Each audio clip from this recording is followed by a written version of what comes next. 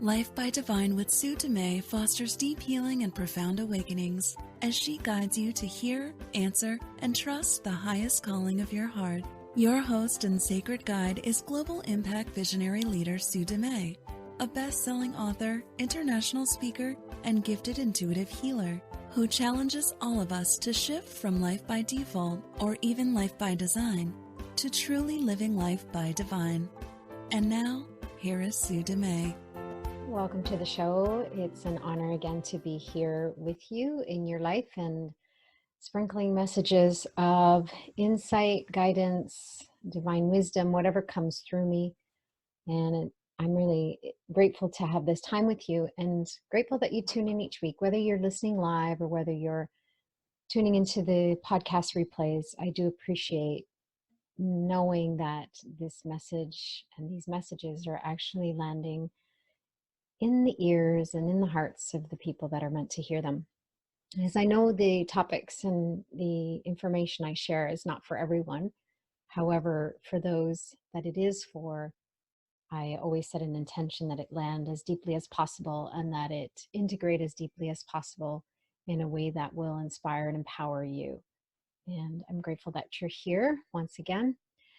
Today's topic, it just came in about an hour ago, and it's something I've been kind of playing with the last week or so, off and on, just because I've kind of come in contact with a lot of people that are highly sensitive, but I'm very highly sensitive. And it's been an interesting time trying to find a way for me to be able to navigate this world without shutting down my intuitive gifts, without turning everything off. And today I want to talk about how highly sensitive people can feel empowered to navigate the world as it is today.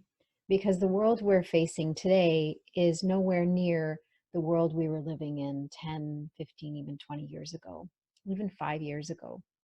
It's progressively becoming more and more challenging to navigate. And at the same time, there's some really big, powerful shifts that are happening, and a lot of really beautiful miracles and incredible changes that are occurring on our planet and with all of humanity. And it's an exciting time to be alive, and it's exciting time to witness, to bear witness, and to play our part in this awakening. At the same time, it's very challenging. And I know that many people are struggling to find their way. Many people are feeling resistance. Many people are triggered and really challenged by what's happening and what they're witnessing going on in the world.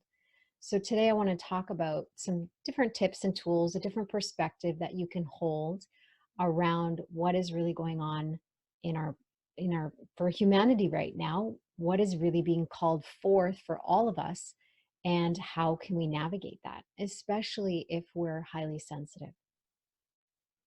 When we are exploring our sensitivity, it's easy to judge.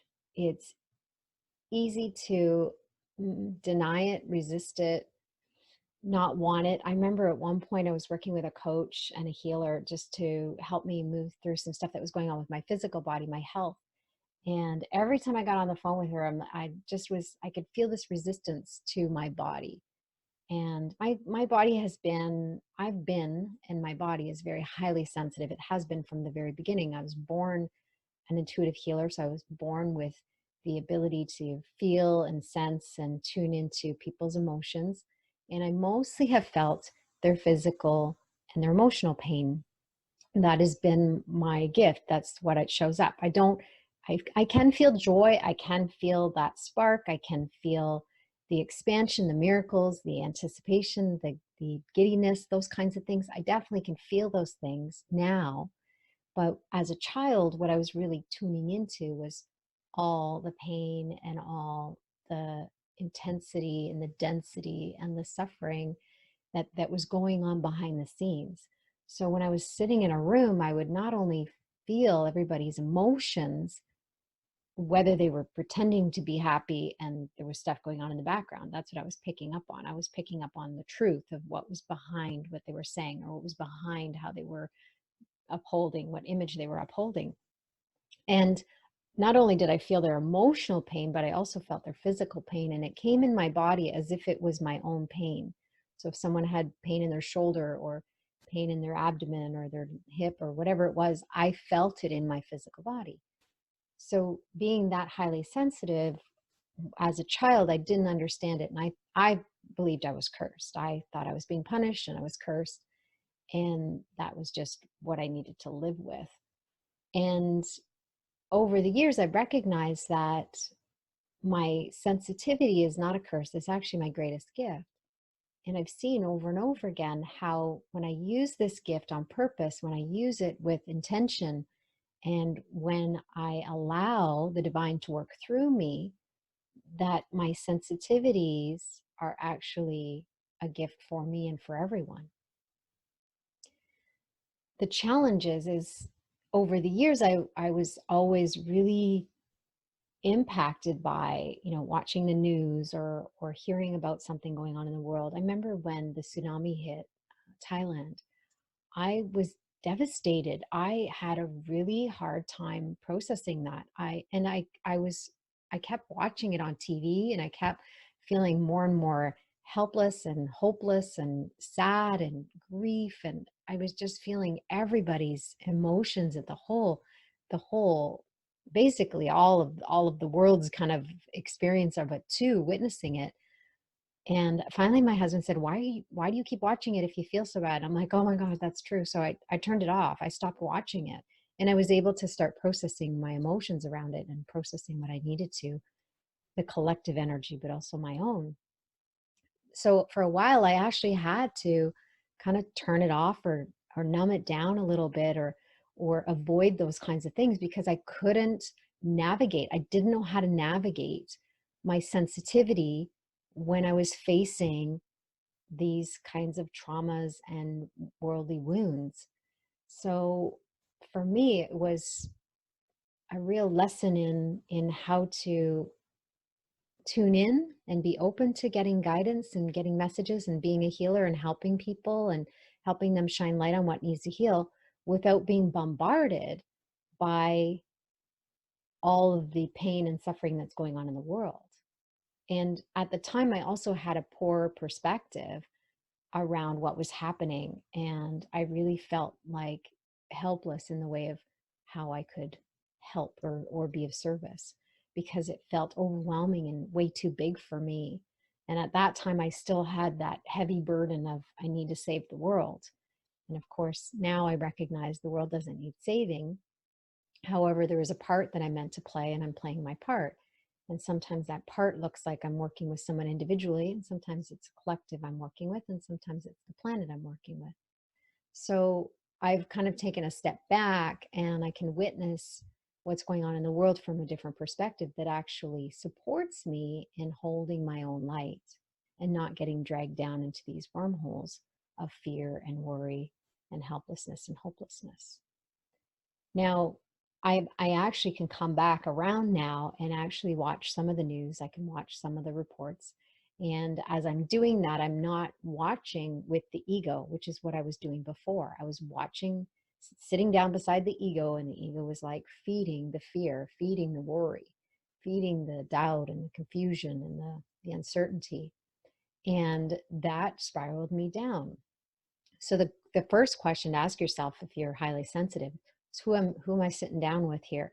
Who am I walking with? Who am I choosing as my teacher right now? What perspective, what glasses do I have that I'm seeing the world through right now? Am I looking through the lens of the ego, which is fear-based, or am I looking through the lens of spirit or the divine, which is love-based? And when we make that choice, it changes how we see situations. It changes how we approach situations. It will change from a reactive response to from reaction to we can respond. So instead of reacting to what's happening from a place of fear and helplessness, we can respond to what's happening in the world and feel empowered by what is the role I'm meant to play around this? Am I meant to have a voice? Am I meant to say something? Or am I to support someone else that is meant to? So we shift the perspective and we feel a little bit more empowered and more empowered as we practice that.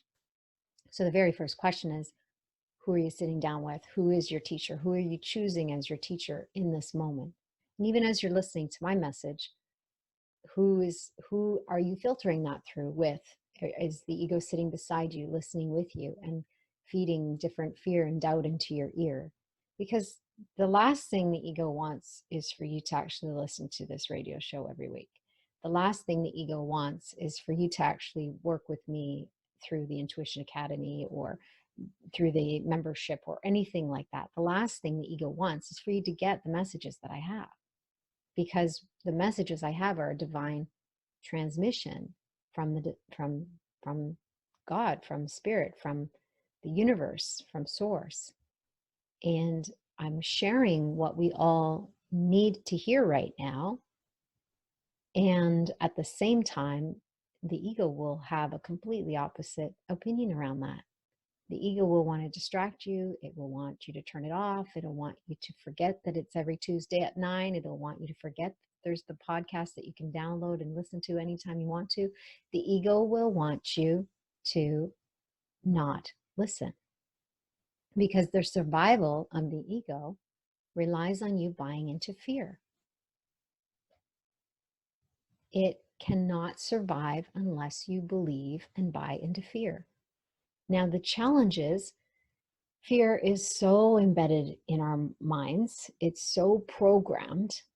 It's so in our face, coming in every direction we look, that it takes practice to make a conscious choice to see through the lens of love, to filter life through more the divine eyes as opposed to the ego's eyes.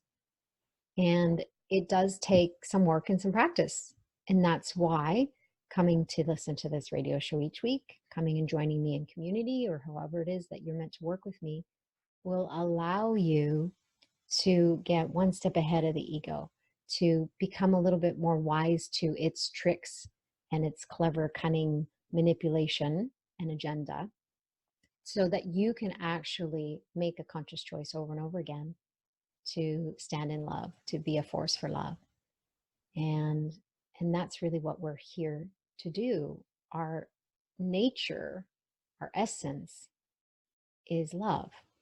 And we are taught, we are programmed to fear. It is natural for us to observe the world through a lens of love. That's natural for us. We are programmed to filter the way we see the world through fear and judgment. That's programming. That's not the truth of who we are. Those of us that are highly sensitive can often find it overwhelming, because we can be bombarded by other people's emotions and physical pain and suffering and all of the trauma and the drama and the wounds in the world. So how do you navigate that when you're highly sensitive without choking off your intuitive gift, without pinching that intuitive channel or blocking it altogether? There was a time where I literally was trying to numb it out or turn it off completely.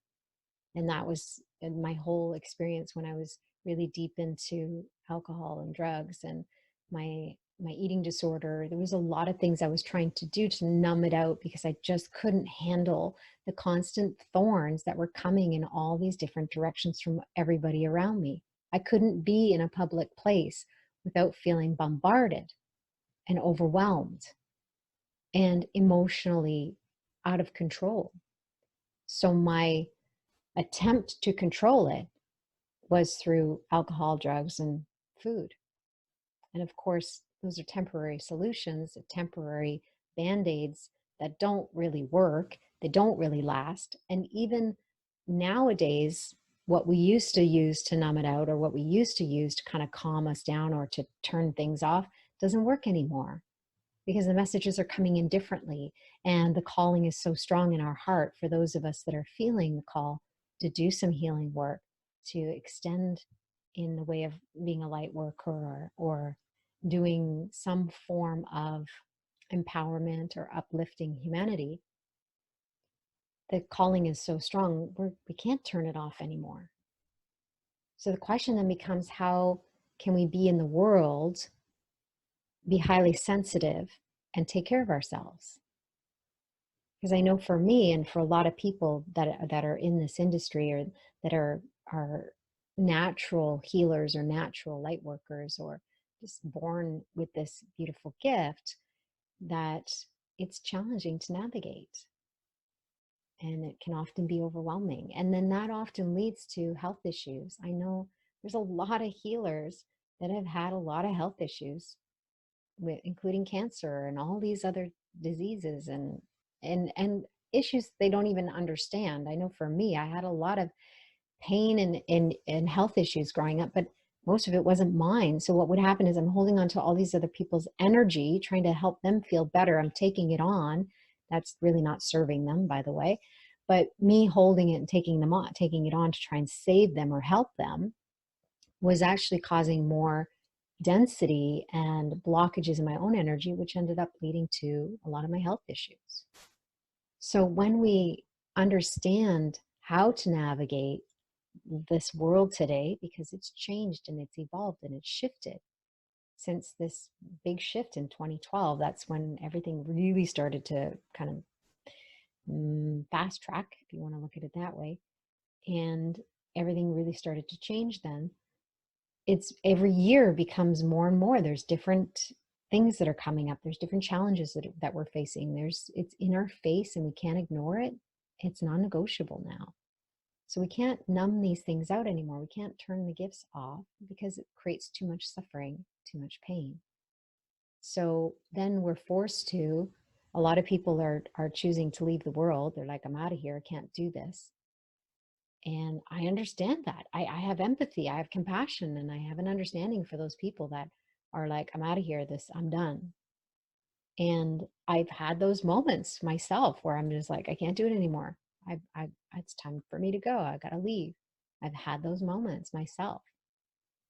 And what I'm encouraging and inviting all of you to do is recognize that even in those moments where you want to leave and you're tempted to go, and you know in your heart there's still more work that you're meant to do, I promise that there is a way to navigate this. There is an easier way.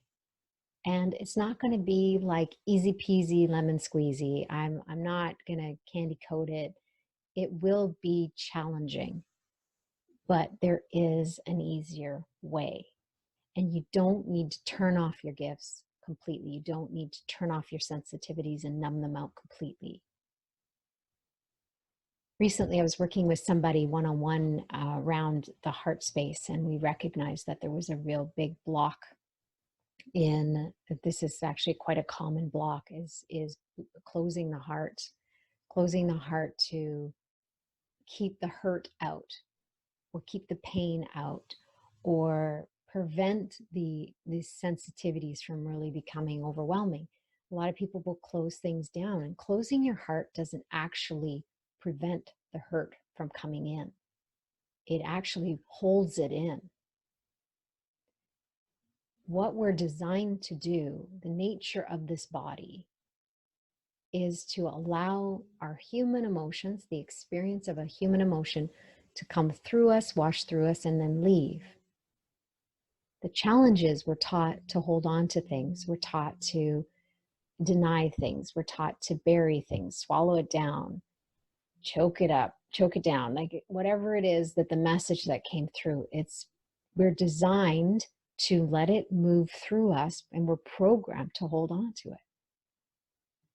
It's holding on that causes the pain. It's holding on that causes the suffering.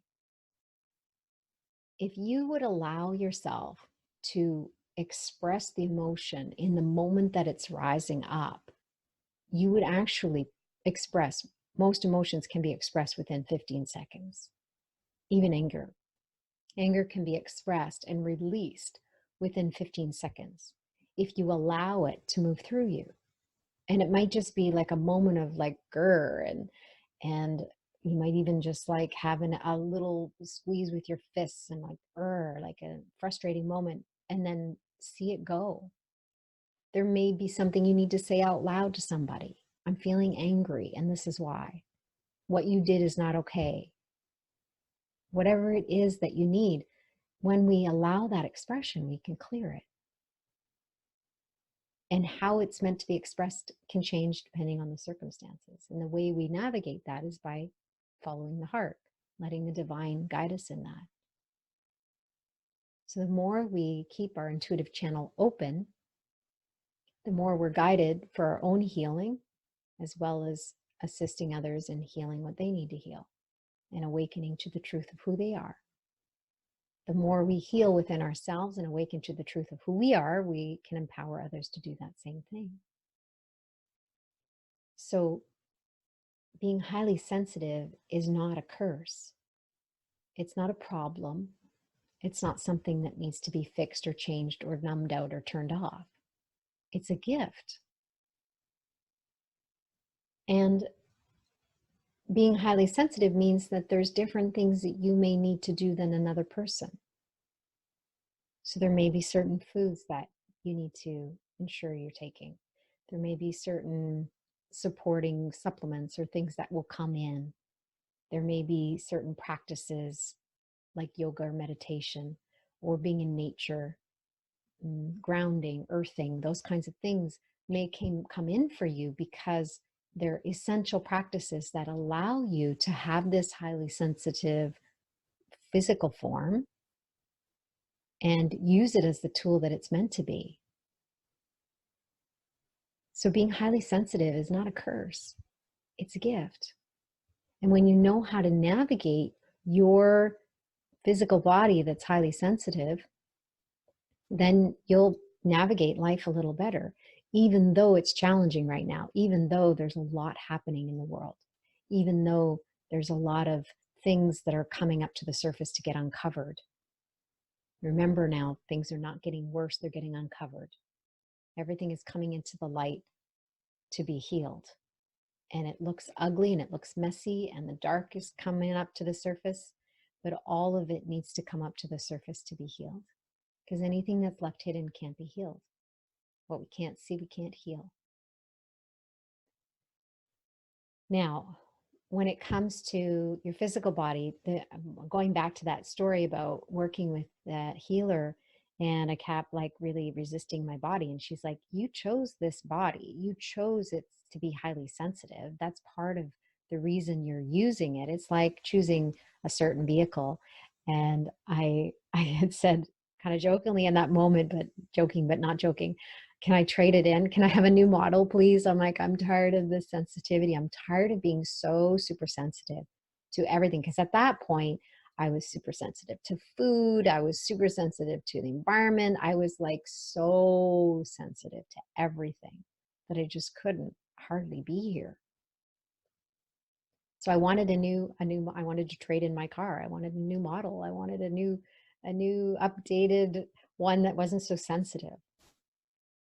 And it was helpful for me to say that out loud.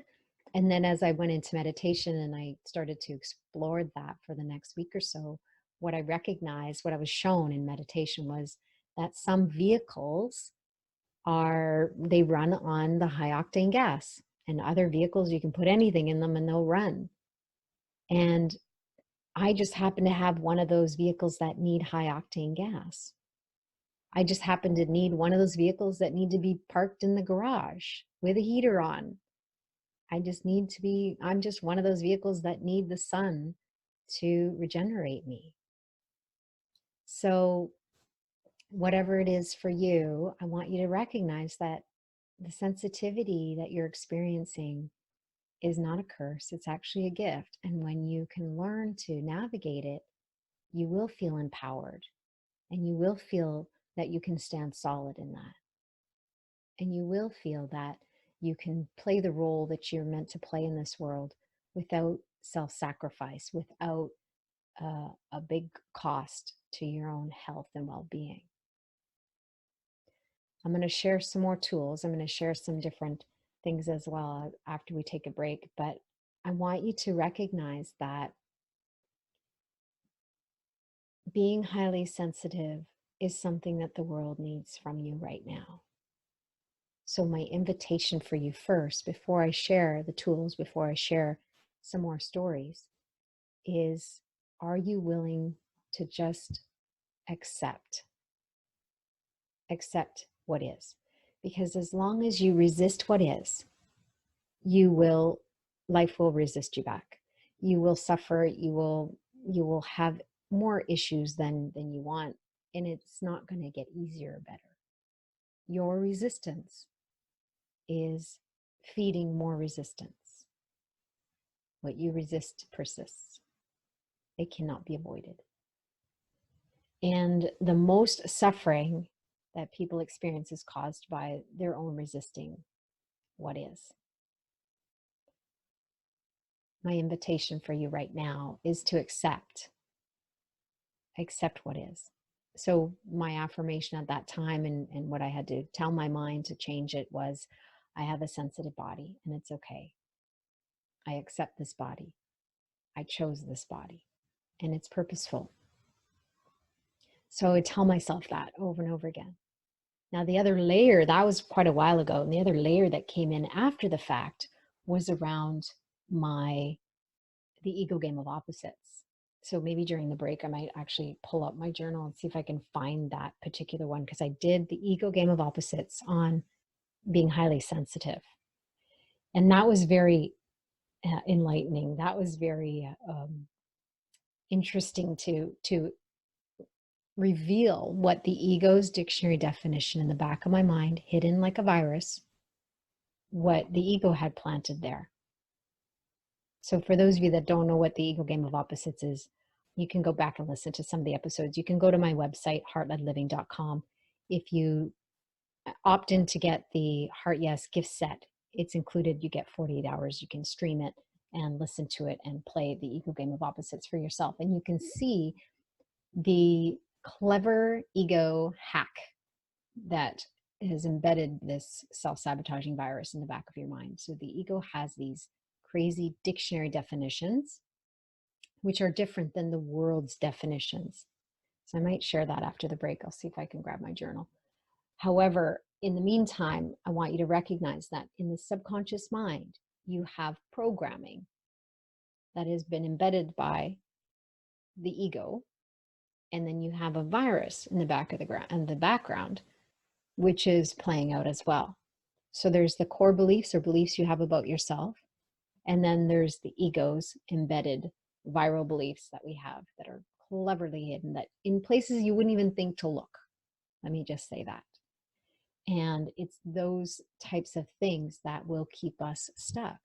So when I was feeling highly sensitive and I was talking myself out of those beliefs and embracing it and accepting it, I am where I am. It is what it is. I chose this body. It's highly sensitive. It must be purposeful. Otherwise, I wouldn't have chosen it. And all those things helped my conscious mind change and the subconscious mind change. But it didn't change the virus, the ego's dictionary definition in the back of my mind, until I started playing the ego game of opposites. When I discovered that, that was a whole game changer. When I shifted that at that level, a lot of my physical symptoms that I judged as sensitive disappeared. So a lot of my digestive stuff had cleared. Now, not all of it. I'm still working through some of that stuff. But what I'm recognizing, even in the last couple of days, the message I got is that my sensitivity to different foods and things like that are actually just keeping me on track, keeping me with that practice of self-care and soul care, that non-negotiable self-care and soul care practices that actually keep me functioning at the highest level, that keep my vibration steady or expanding, kind of evolving, instead of creating this density and this heaviness. So certain foods feel really expansive for me, and other foods feel very constricting and tightening and create compression and contraction within me, energetically and physically. So what I've recognized over the years is that sensitivity is actually just keeping me on track. It's keeping me on track. And same with the meditation and the yoga practice. So every morning I do yoga. There was a couple days in the last week or so that I didn't do yoga, and I felt the difference. I felt the difference in those days. in my energy, physically and otherwise. So because I was sensitive, because I could feel the difference, it encouraged me, inspired me, empowered me to get up the next morning and do the yoga. So our highly sensitive bodies are actually just reminding us of the things that we're meant to be doing in order to, fuel ourselves with that high octane fuel, to take care of our bodies in the way that we can actually do the work we're meant to do in the world, in the way that we're meant to do it. And I know many of you that are listening are still playing small. You're making, yes, you're making impact. Yes, you're having impact. Yes, you're making a difference. However, some of you are still scratching the surface. Some of you are still playing small and playing safe. And that's more painful now than anything else. So I'm going to take a short break. And after the break, I want to jump more into some of the tools and tricks that you can do. I'll see if I can find my journal in the break so that I can share the revealing ego dictionary definition of being highly sensitive as well. And that will help shine some light on what you might have programmed deep in the back end of the mind as a virus from the ego playing that clever hacker that it is right there. All right, we'll be right back. Thanks for listening.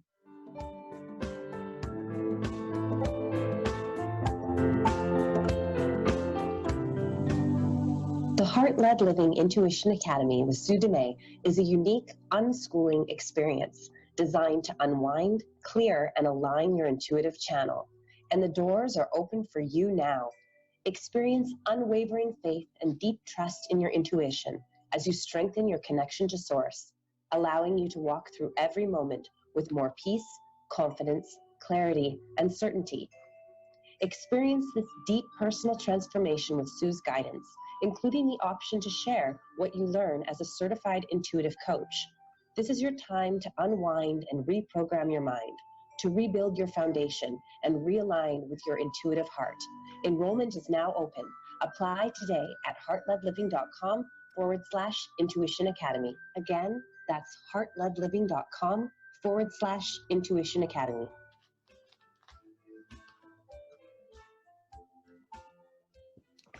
Welcome back. You're listening to Life by Divine, and I'm your host, Sue Dumais. I'm still looking for that. I'm going to grab my other journal. I have like two journals. If you're watching the video, you'll see me kind of reaching over here. I have two journals of the ego game of opposites, and like big, long journals. So basically a whole dictionary of crazy ego dictionary definitions. And what I'm recognizing in the more and more people I work with around this is that there's a lot that the ego has placed in the background, and there's a lot that the ego has put in the way of crazy, insane stuff. Here we go, sensitive body. All right, so the ego game of opposites, the way it works is we identify which word, or what is the trigger word, and we start with that word. And then as we explore it, we're setting an intention to expose the ego's dictionary definition. And then the ego likes to use both ends against the middle. It likes to play opposites. So it'll use one dictionary definition against another. So it actually plays one against the other. Now, there's times where I work through the ego game of opposites with myself or with others, and I recognize that sometimes there's like 3 or 4 or 5 different definitions that all play together that become a bit of a rat's nest. So it's often a process of unraveling the ego's dictionary definitions and the rat's nest in order to actually come to the reprogramming or the new definition that you want to create. So the initial one is the ego's dictionary definition. So this is what was programmed in my subconscious mind. Now, I haven't read this in a while, and my journal writing is very scribbly, like chicken scratch. So the words are be sensitive. That's the trigger, and it was around my body. So in the ego's dictionary definition, it was the gift to the world. Intuitive abilities rely on being sensitive. It makes me vulnerable to illness, weak. I can be attacked. If I want to help others, it will hurt me. Choose them to suffer or me. So I need to sacrifice self. The heart work equals self-suffering. leads to depletion. This is how I serve. Serving others is a disservice to self, hurt and harm to self. That was what was programmed in my subconscious mind in the background. Now, the opposite of that was be strong. So in my mind, there was part of me that's like, be sensitive. These are all the things. It's your work. You have to accept it. It's going to sacrifice. You're going to be a sacrifice self. It's going to hurt you, but it's going to help others. That's basically what the ego was convincing me in the background of my mind. Now, and then at the same time, it's on the other side, it's saying, be strong. You need to be strong, self-serving. So if I was going to be strong, this is the dictionary definition by the ego. To be strong is self-serving, ignorant, self-centered. If you are strong, others must be weak. Push yourself to the limits. A wall of protection, protect your vulnerability. There's a fear of attack, protect sensitivity. This is where you're be a martyr or a hero. It comes at a sacrifice, you or them, and this is where you leave others behind. So if I want to be strong, I need to align with all of those things, and I certainly don't. And if I want to be sensitive, then it means that all of those things, I'm going to get hurt. So that's the crazy making definition is in the back of the mind that the ego has embedded like a virus. So when I had that awareness, it's come into the light, I can heal it. We've basically quarantined, and then we delete it and reprogram it. So the new words that came in from spirit was heightened intuitive sensitivities. So that was reprogramming and changing those two definitions to this one. And I reprogrammed the mind. And it's only a gift from God. There's no punishment or sacrifice. It's serving all, including you. This is atonement, alignment. Highly sensitive abilities doesn't mean a weak body. Inner strength that is unshakable. Hold your light, stand your ground, be the lighthouse. Storms will come and go, but you will remain untouched. The only attack is in your own thoughts. Change your mind, change your experience in this body. You don't have to hold on to the belief that your body must be sensitive to have heightened sensitivities. Let truth override your limited mind and fears. Your body cannot be held back in any way. You are not limited by this body, only by your beliefs around it. Stretch your mind. What if anything I believed about my body wasn't true? I surrender everything I think I know and everything I think I don't know about my body, and being sensitive and being strong. I choose God. I choose love. I choose alignment. I choose atonement. I choose to heal fully, wholly, and completely. I choose truth. So those are the words that I then invited in to replace those previous ones. And that's what I align with now. So my perspective around having a highly sensitive body has changed. And I'm embracing it more. And I'm accepting it and embracing it. And it is actually expanding my gifts in really beautiful ways. And my ability now in working with others has expanded even. My ability to go in and really get to the root really quickly, to help them move through different wounds and trauma, and all of the shifts that can happen in the short time that I work with people are a result of me doing my internal work. So now the question is acceptance. Accept that you have a sensitive body. Stop resisting it so that it doesn't resist you back, and start to embrace it and start to say yes to it and honor it. Honor the messages it's giving you. If it needs different foods, then say yes to that. The more you resist, the more your body will resist you. That's just the nature of it. And it's not resisting you back in the way of attack. It's actually just responding to the resistance in your own mind. Your judgment about your body is the impact that you're feeling in your body. Now, highly sensitive, how do we navigate? How do we be in the world without totally turning it off? It helps to have a filter in place. And the filter can be a double bubble, but it's not a block. It's not like a shield in the way of protect yourself. And I don't want you to put it in place from a place of fear. What it is you're putting it in place from a place of love. So when I used to, in the beginning, need to kind of protect myself more. Now I know how to hold my light. It's just all integrated and I don't need to think about these things anymore. So in the beginning, they're a practice until they just become natural for you and they're just in place. So I don't have to think about these things so much. But there was a time where I would consciously put a bubble around me and let it be a filter. So love and light only. If there's messages I need to receive about somebody because I'm meant to work with them or deliver a message to them, then let that come in a way that I can get the message without causing harm to me. So that helped shift it. If I was in a place where there was a lot of people or a really sensitive area, then I could actually double bubble. Or if there were people that were really kind of negative and it was hard to be around, I could double bubble. So it would be 2 filters. And the filters aren't blocks, they're just choosing what I'm allowing to come into my field or come into my awareness. Now, there was a time where I recognized that I'd become so open when I was working with a client and working with my members and holding space for my community. And then when I went out into the world, like to the grocery store and those kinds of things, I would like so closed off that I wouldn't even look up. Like I would just kind of like do my thing and then go home and I wouldn't even really look up. And what I recognize is I'm like, wow, I'm really desensitized. I really turned off all the messages from nature and earth and my environment and people around me and in those situations where I'm not actually tuning in for somebody or working with them one-on-one. So I decided that I didn't want to be desensitized. I wanted to invite my sensitivity to come back in and start to feel life as it's occurring around me and still kind of hold my own light. So I started to practice that. So it's a practice and it's an intention first, and then it's a practice. And the more and more you practice, the more and more it becomes second nature for you again.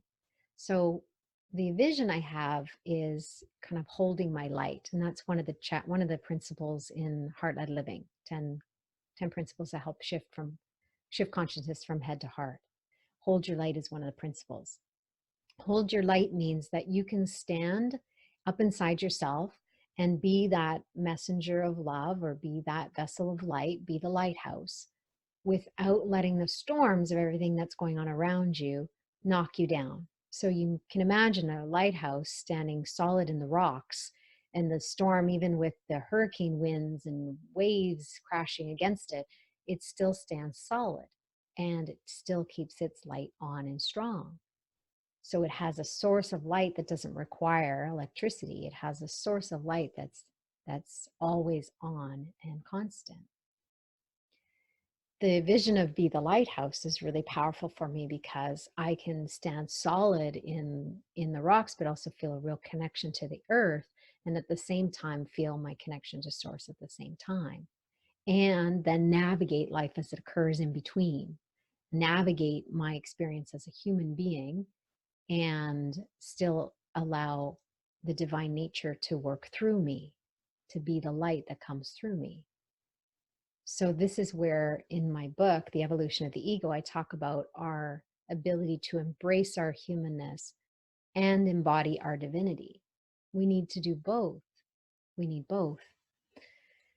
Last night I was working with a colleague and a friend of mine who was needing some support, and I walked him through an experience I talked to him about my experience of one of my experiences of oneness and how profound and powerful that was. And I invited him to kind of see the shift within himself, which would allow light to emanate from all parts of his being without having impact from the dark shadows or the density or the fear or other people's negative emotions coming at us.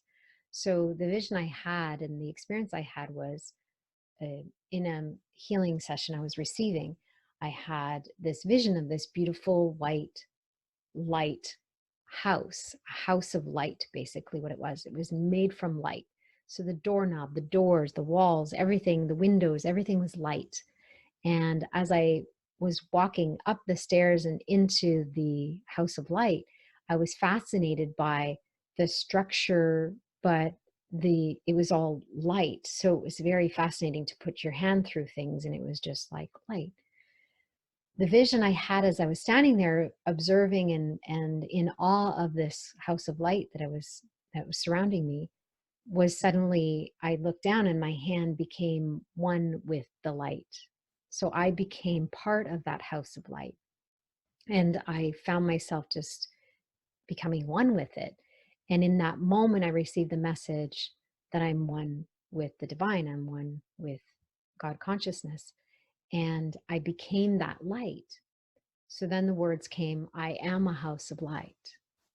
And in that experience, I came back from that experience completely different. I've felt completely different since that experience.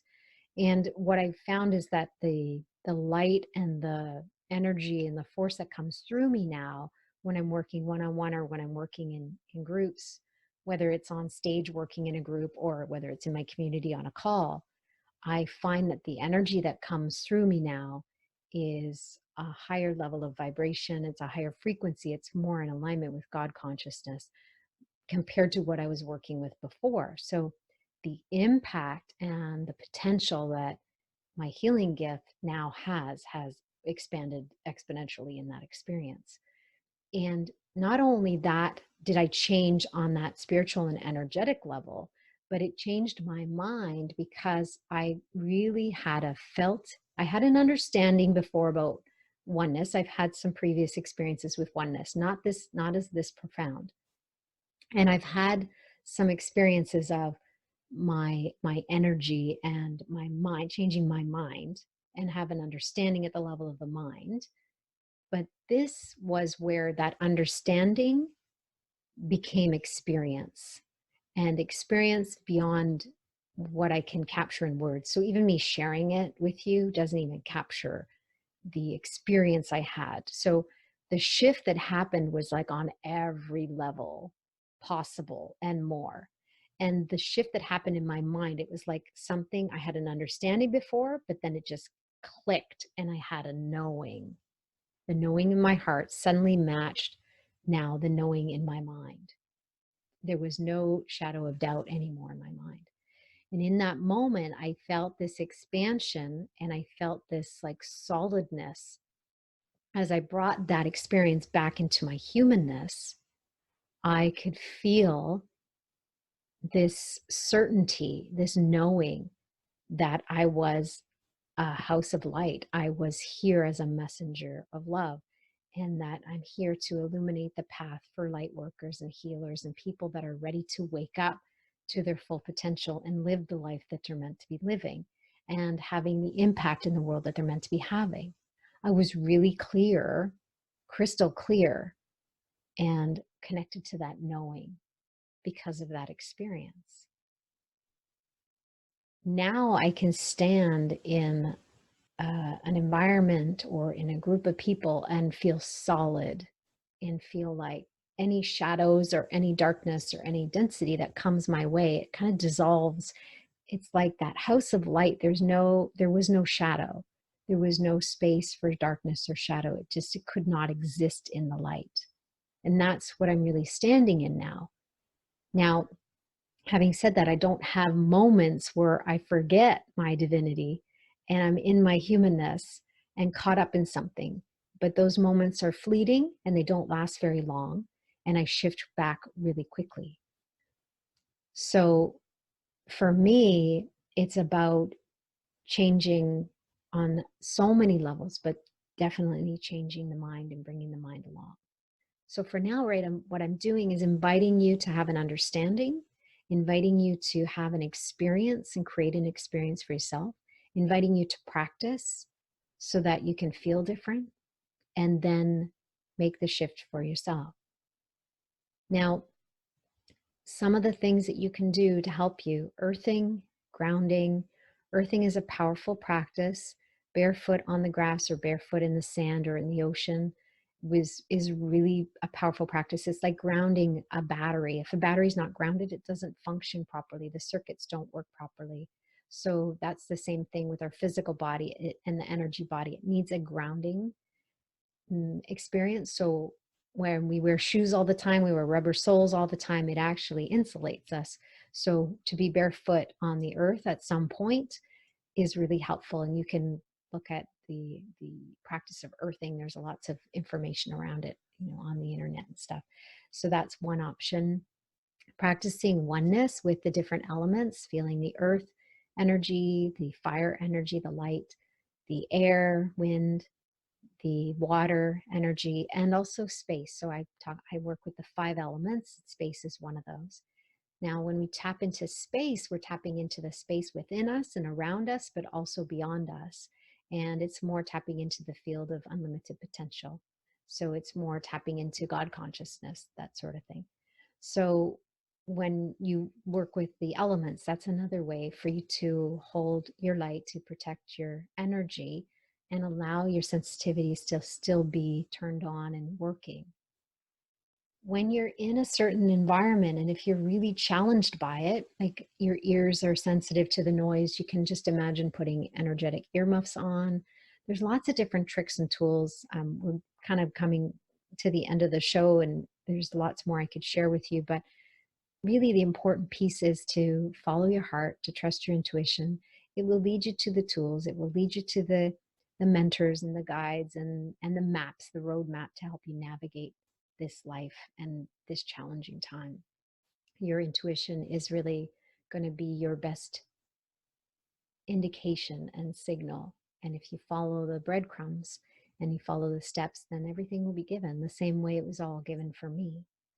So I invite you to embrace your humanness, accept it, first step, and then ask, what are the things that I can put in place to help me take care of myself?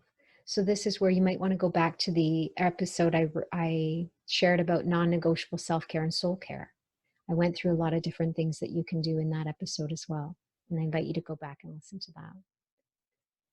Now, for today, I do have a quick thing to talk to you about. I have another live experience coming up on Friday, October 18th. I did one last Friday. It was very powerful. People had profound shifts.